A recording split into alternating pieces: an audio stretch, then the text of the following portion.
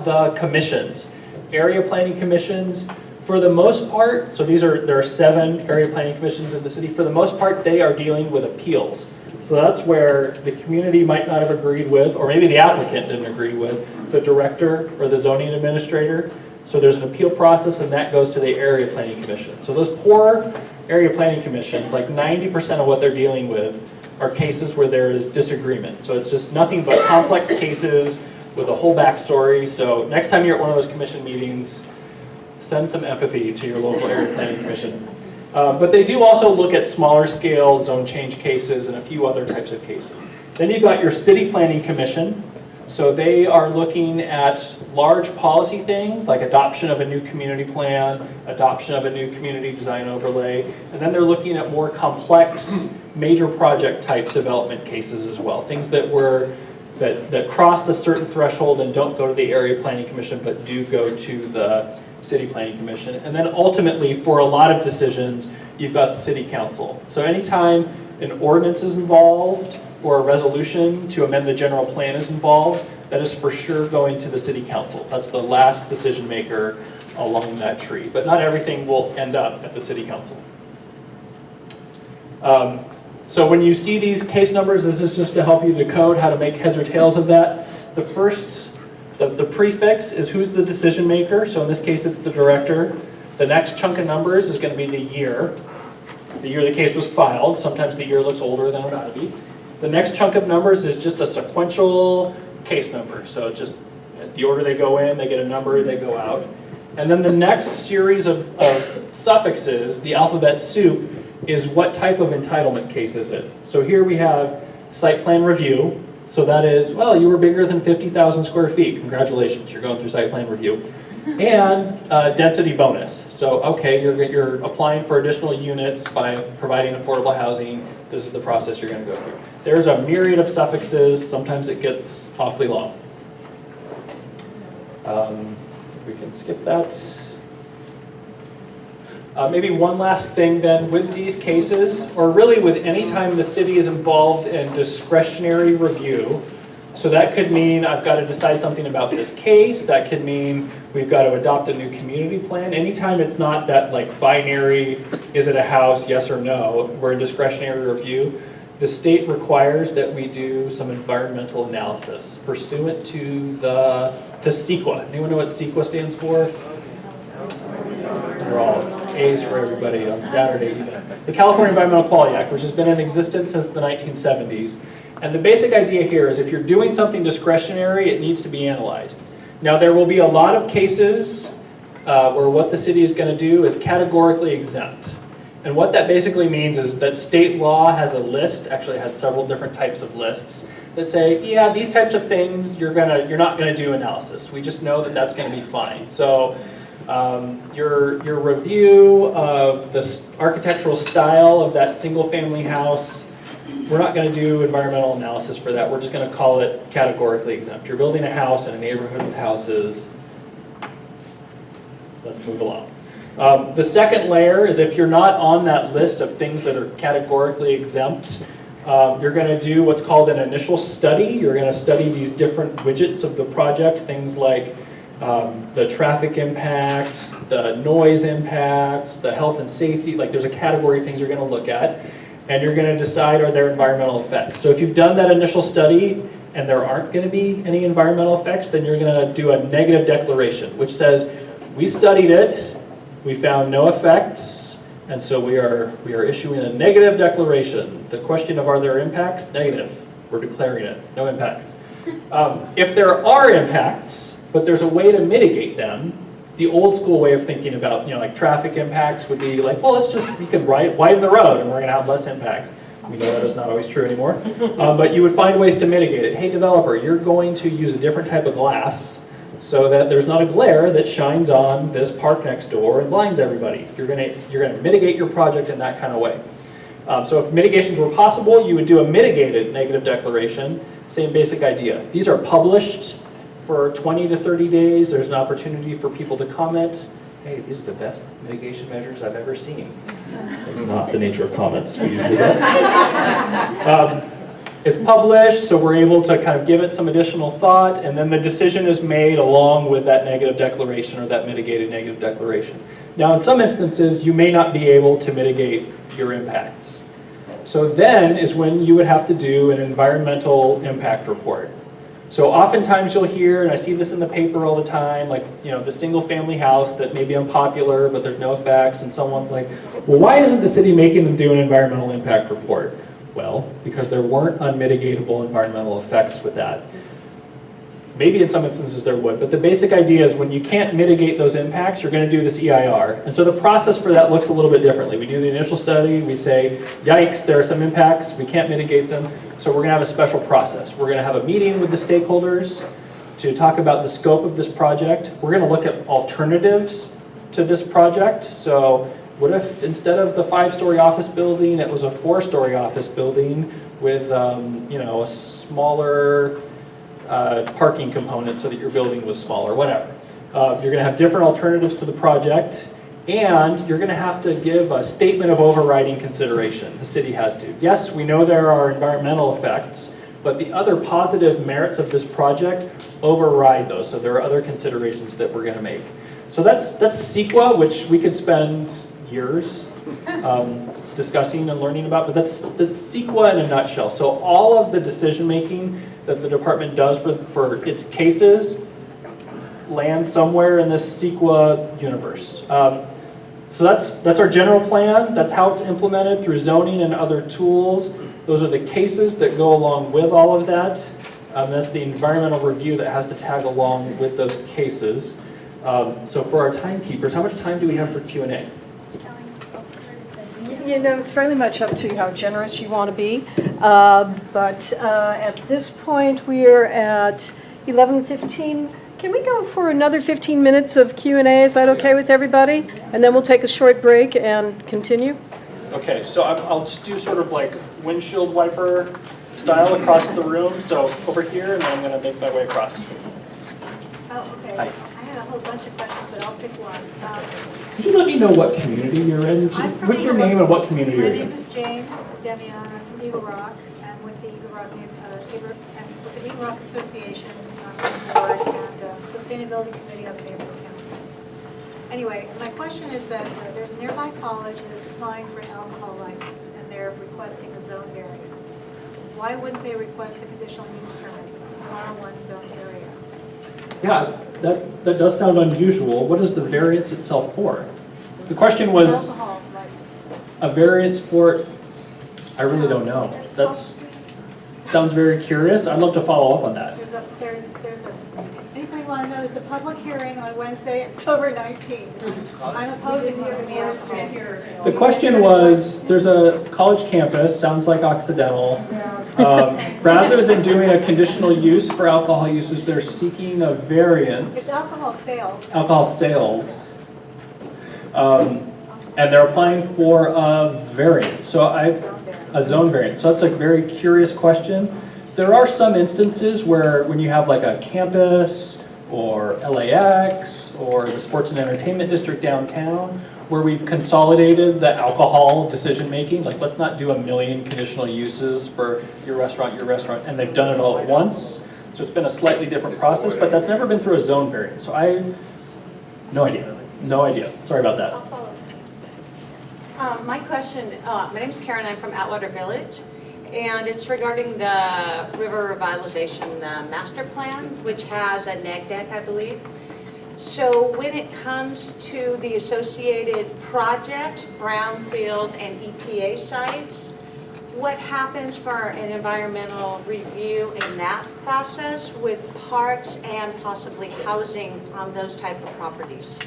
So the master plan itself is one of those conceptual, high-level, it's a master plan. So it didn't come with any build this over there like that. So projects that come in and build in the river environment or anywhere else will be subject to the same process. So if you're building a commercial office development somewhere along the river on what's a brownfield site, which means that there's potential toxic stuff in the soil, then you're gonna have to study what's in the soil. There's a hazardous material section, of the initial study, and you're gonna have to come up with a way to remediate that.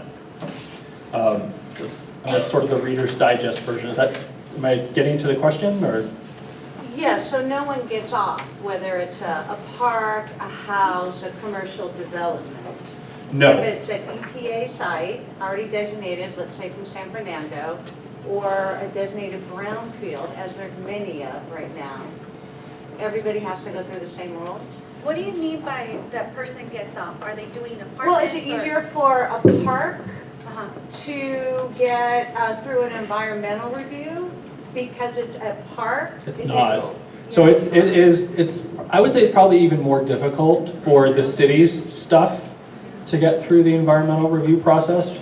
Probably because stakeholders tend to really cling to that open public process to try to get exactly what they want for the site. So it is often the case that the conversation steers out of what are the actual environmental impacts and, you know, what kind of park do we really want and how can we use this process to exact that. So the city ends up in a much more rigorous environmental process than I would say probably a lot of development applications tend to. I was thinking more in terms of a park. People don't live on a park. They don't spend their workday on a park. Got it. That's what I was thinking. So you would still be obligated to study it in the same kind of way.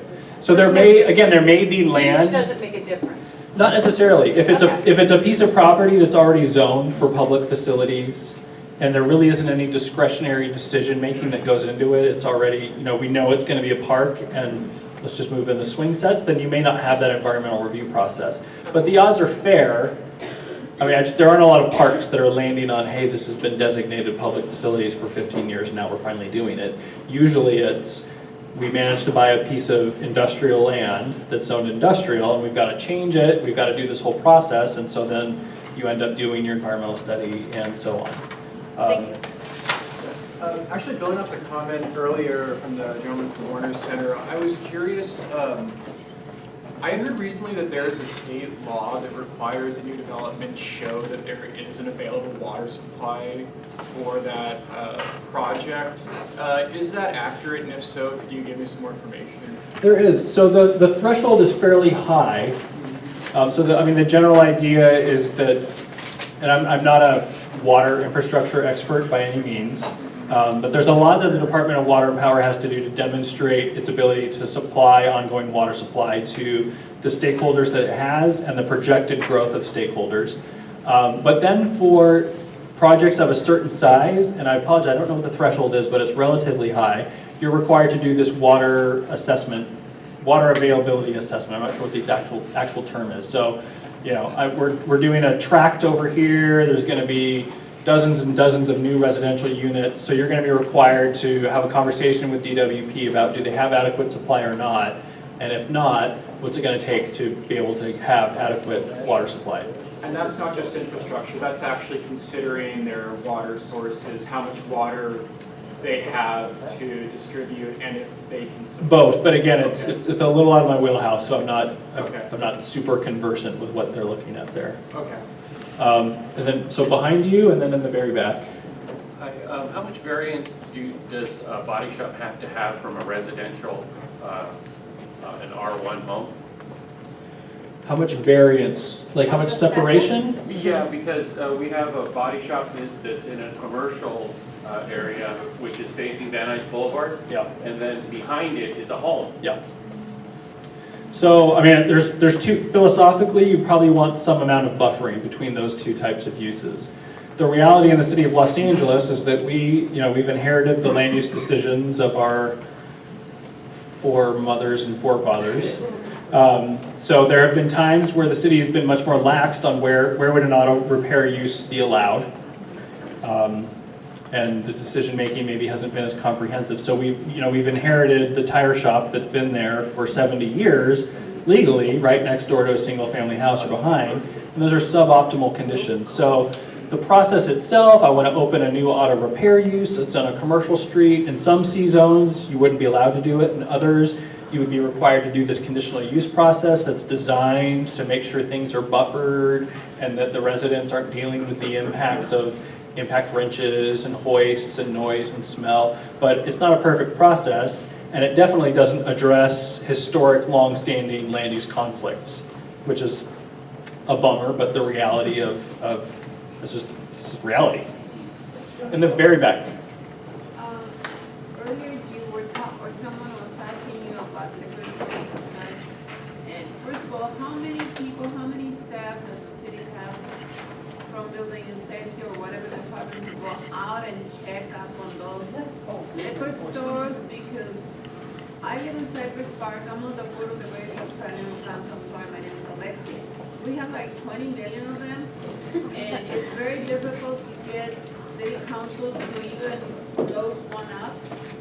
And we all know that they always come to the areas where they really shouldn't, where there is so much other need instead of the liquor. Yeah.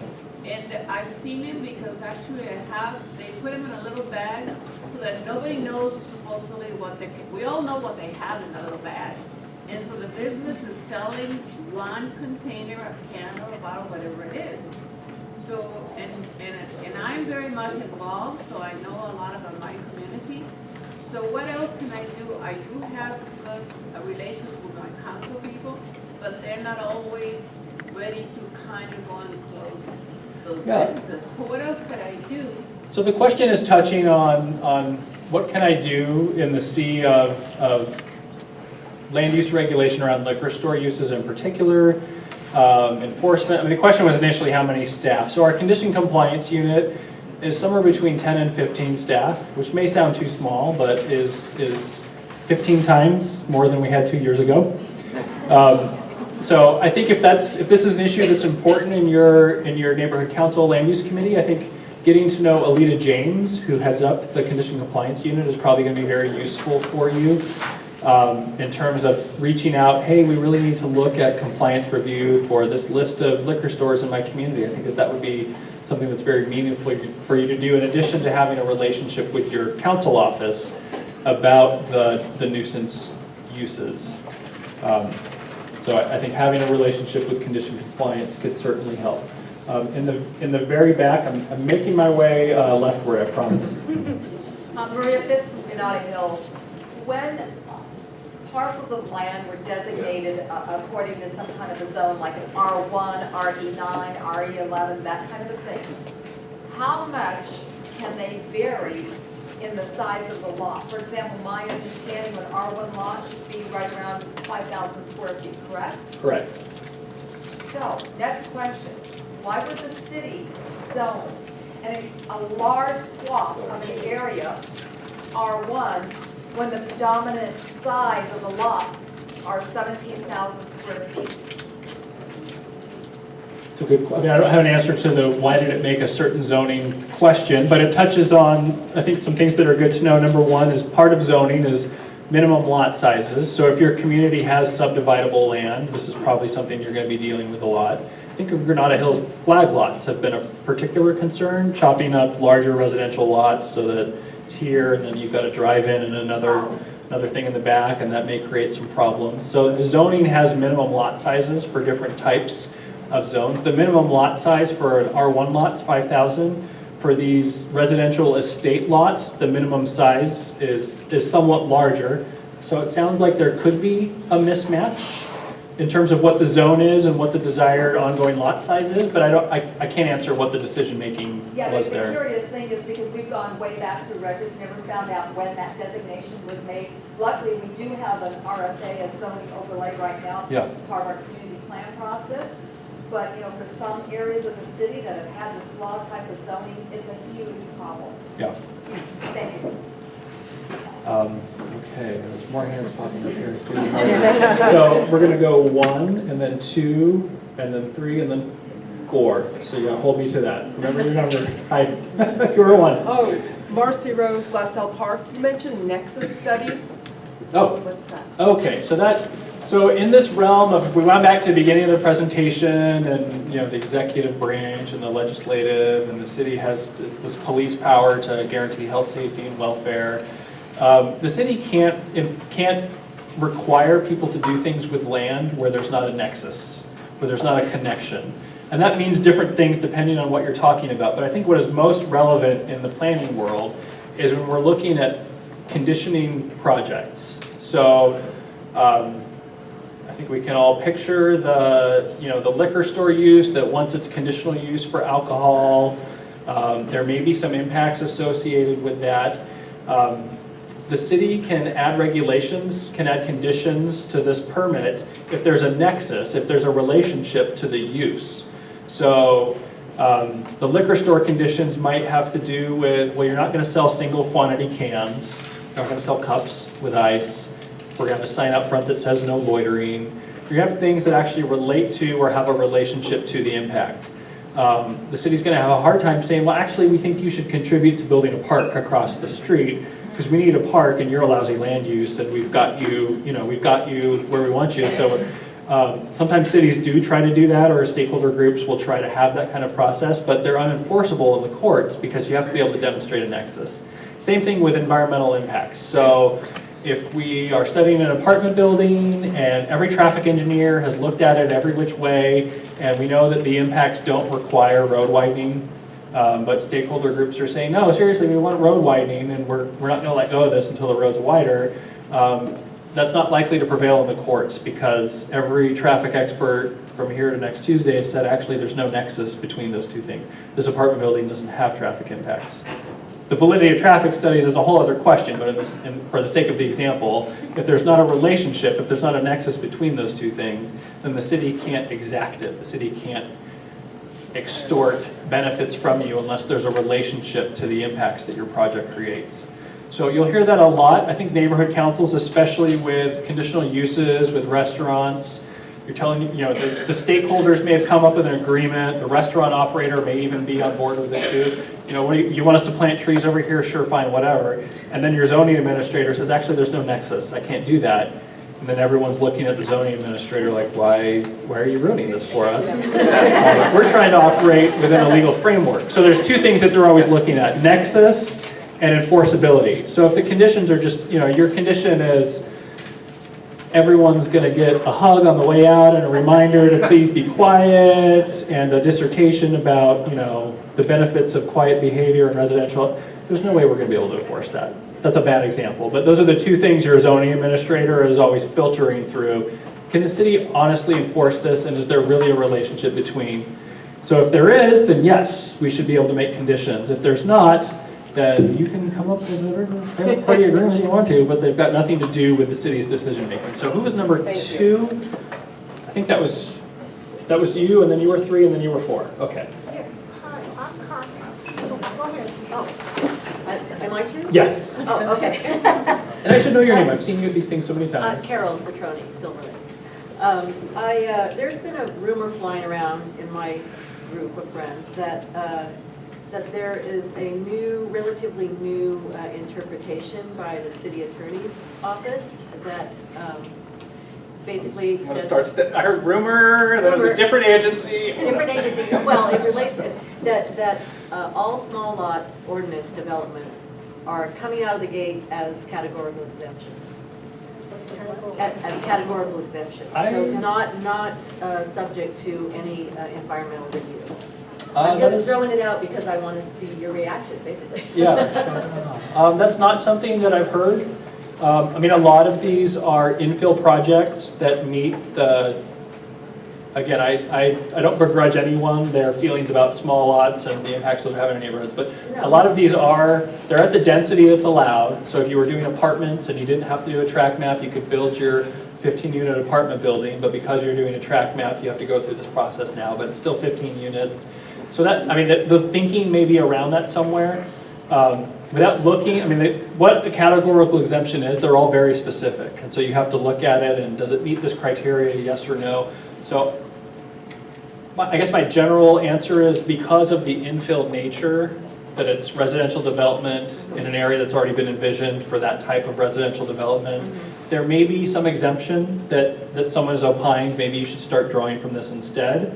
But I really don't know. So I would stick to the kind of framework that I gave you of a lot of things are on that list. Residential infill in some communities might actually be.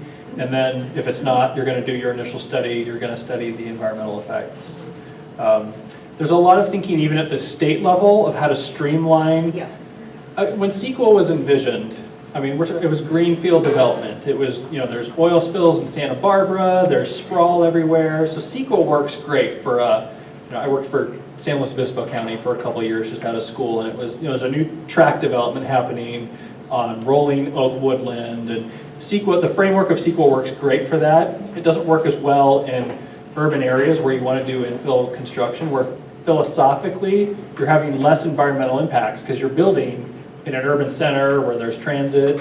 Why are we making it so hard? So the state is trying to streamline environmental review in urban areas without throwing the baby out with the bathwater. We still do need to study these things. So that's the context in which that rumor might exist, but that's all I can say about that rumor. So Craig, could we take our next two and then we'll take our break? Yeah. And then, because we got our next part of the. That sounds good. So number 4, and then whoever waves their hand most rigorously after. and we got a standard too. Okay. And I will be here for other questions after too. I'm Connie from the Echo Park Neighborhood Council Planning and Land Use Committee. A couple of years back, a bar applied on a C2. There was a bar that wanted to be a bar, a restaurant bar, in a C2 with a Q on it, qualified. And when we went to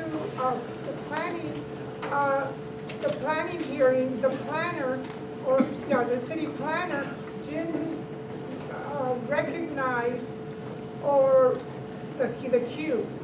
He didn't treat that as a qualified ordinance, even though this proposed bar would be in a totally surrounded by residential dwellings, mainly apartments.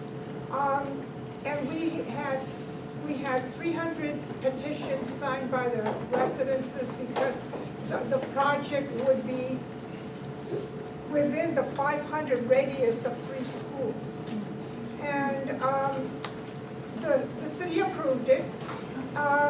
And then when we talked to ABC so we can limit the hours, ABC said, well, if it was approved by the councilman, it would be okay. And yes, it was approved by the councilman. And up to this day, I haven't heard from ABC on whether they're going to limit the hours on that particular restaurant bar. Gosh, I'm not sure. The initial thing gives me pause. I mean, the Q condition, it's an ordinance. It's the same as zoning. It has the same weight. So we ought not be ignoring those. But not knowing what the Q condition is or what, I guess, the nuance of that particular case is hard to comment on. I guess I will say that there's a relationship with alcohol uses. The city is supposed to be deciding on the land use merits of it, and we've, in recent history, been pulling ourselves out of more of the bartending aspect of these. So where we used to really get into, you can't have a happy hour and you can't, that's for the state and for ABC to deal with, and we're supposed to be dealing with the hours. That could include hours of alcohol sales actually, like you got to shut down the alcohol and the restaurant can stay open for extra 2 hours or whatever.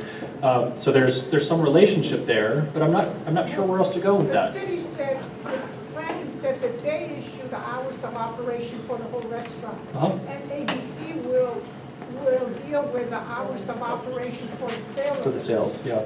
And we did submit the letter of recommendation, but they haven't, I don't know where it stands right now. Yeah, I'm not really sure. We can help look into I that. can talk to you afterward Okay. because I think, because it's ABC, I worked for an assembly member before, and I think that you might be able to tap into that resource as well, so we can talk okay. after. Yeah. Okay, so one last question, and then those I'm number cinnamon 4. roll things back there. Calling my name. Oh, you were number 4. I'm so sorry. I did ask you to hold me to that, though. So. Barbara Ringett from Silver Lake. Developers come to our neighborhood council requesting support for their projects. As you kind of discussed nexus, and sometimes there isn't nexus, sometimes there is. What I'm wondering is if the developer has completed the guidelines for the project, and actually I'm speaking of small lot subdivisions, and there are things like removing parking from the street that actually were erroneously checked, but we could correct that.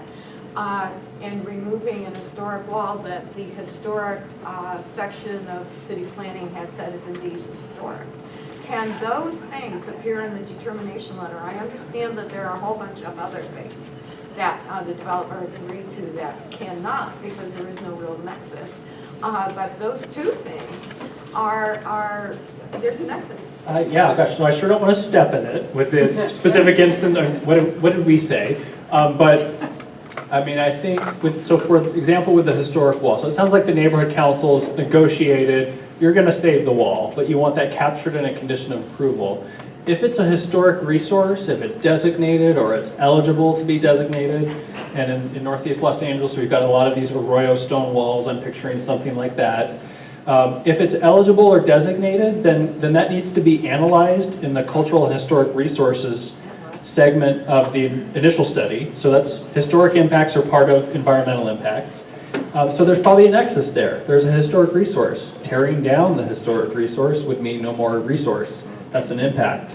A mitigation to preserve the resource, you know, you could sort of see the framework here. So that would lead to a condition that says, prior to issuance of building permit, the applicant's going to submit revised plans that show that this historic wall is being retained. I could see a nexus there, not knowing if that wall itself is designated or if there's just a heartfelt feeling that it's historic enough. That's hard to say, but that's the basic framework. So we've got to move on to other sections. Let's quickly thank Craig for Yay. this portion of